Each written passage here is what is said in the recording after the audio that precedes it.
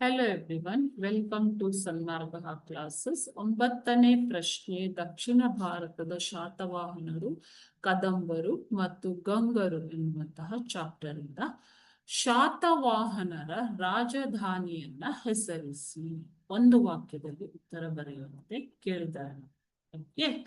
ಶಾತವಾಹನರು ದಕ್ಷಿಣ ಭಾರತದಲ್ಲಿ ದಖನ್ ಪ್ರಸ್ಥಭೂಮಿಯಲ್ಲಿ ದಖನ್ನಲ್ಲಿ ಸ್ಥಾಪನೆಗೊಂಡ ಮೊಟ್ಟ ಮೊದಲ ರಾಜವಂಶ ಶಾತವಾಹನರು. ಚಂದ್ರಗುಪ್ತ ಮೌರ್ಯನ ಸಾಮಂತರಾಗಿದ್ದ ಇವರು ಗೋದಾವರಿ ಕೃಷ್ಣಾ ನದಿಗಳ ಮಧ್ಯೆ ಆಳ್ವಿಕೆಯನ್ನ ನಡೆಸ್ತಾರೆ. ಸೊ ನಂತರ ಸಿಮುಖನು ಸ್ವತಂತ್ರ ರಾಜನಾಗಿ ಘೋಷಣೆಗೊಂಡು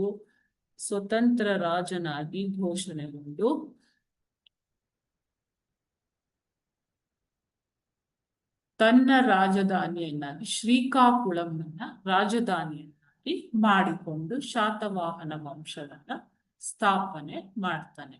ಯಾರು? ಸಿಮುಖ.